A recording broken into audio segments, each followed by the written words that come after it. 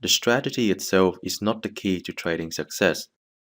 I know many successful traders, each using a different strategy, so it is clear that what they share in common is not the method, but something else.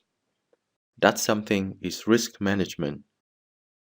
New traders only think about how much they could win, while professional traders only focus on how much they could lose. Yes, it sounds very strange. I didn't get it when I first heard about this statement. I still didn't get it until my mentor showed me what it means. The explanation is this. Trading is a survival game. The longer you can stay alive, the greater the probability of making profits. Even if you have a massively profitable strategy, it is a fact that you will have losing trades. There's no telling when the losing trades will come. So, you must make sure that you can survive the losing streaks.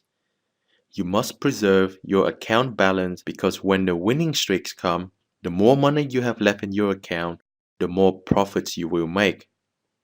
Just like the losing streaks, it is a fact that you will have consecutive winning trades which makes more money than all of your losing trades combined. A typical trading course contains very little about risk management. Risking a fixed percentage of your account, such as 1 or 2% on each trade, is only the tip of the iceberg.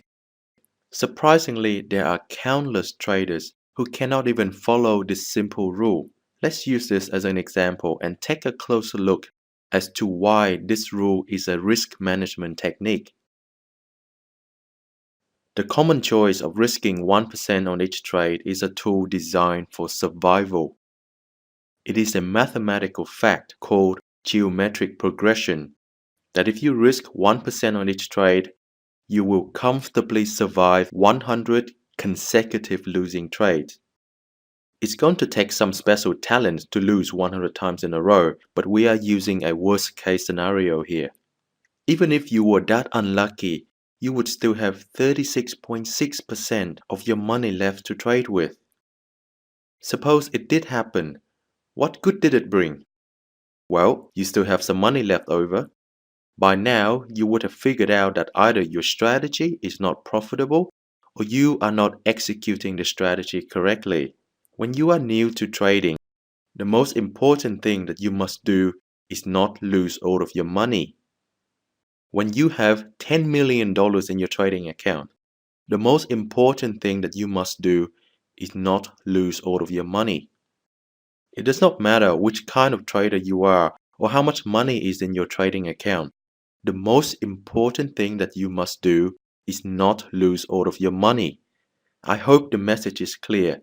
If not, please re-listen to this part. It is a fact that as human beings, we are afraid of the unknown. We are afraid of what we cannot control. When it comes to trading, this fear is amplified by the fact that our very own hard-earned money is at stake. In Chapter 7, we discuss extensively about the different types of fear associated with trading and how to address them. On top of that, proper risk management will help you face those fears because it provides you with peace of mind knowing that you have set in place a set of rules that would automatically be applied when you entered into any trade. Think back to the last time you had to prepare for something important, perhaps a presentation at work or cooking for the family at Christmas. What did you do? You plan it and you prepare it. You minimize the risk of things that could potentially go wrong, such as having a backup of the presentation in case your original copy is corrupted or lost, or having extra ingredients in case you burn your food. You had in place protective measures to protect yourself from things that could go wrong. This is risk management. You have been doing risk management for most of your life. When it comes to trading, risk management provides peace of mind. It also brings confidence to your trading because you know that you have done your preparation work before taking the trade. Risk management is also a tool to keep your emotions at bay when trading. For most of us, we tend to make poor decisions when we are emotionally worked up. If you get into a trade and price begins to move in a way that you did not expect, then it is very likely that your decision-making process would be jeopardized by your emotions. This is not to say that risk management would make all of your trades turn out as expected. No one can tell what the market would do. This is a plan created before you enter the trade to give you options to best manage your trade should it goes against what you were expecting.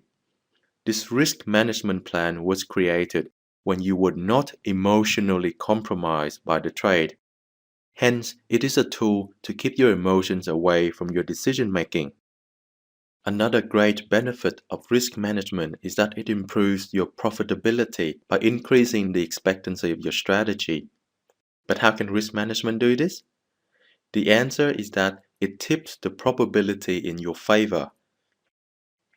I have an example from my own personal trading experience to share.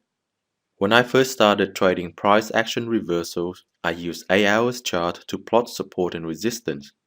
About 6 months into it, I began to take trades on the daily chart, and I noticed that support resistance levels that fit price action on daily chart is different than on 8 hours chart. So I decided to keep record of the probability for a win when a valid reversal trade is taken off this level. 3 months and 22 trades later, the numbers showed me that daily support resistance level gave me a higher win rate, 61% versus 52%. It was not a huge margin, but it was an improvement.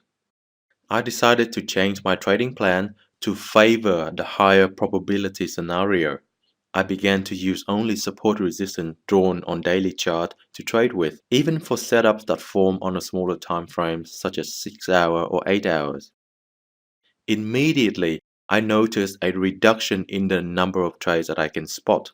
Since my daily support and resistance levels are quite far apart, I would miss out on trades that form anywhere in between. However, the trades that I can see now statistically have a higher probability of success. Secondly, my trading journal revealed that setups with certain features have a very high win rate compared to the rest.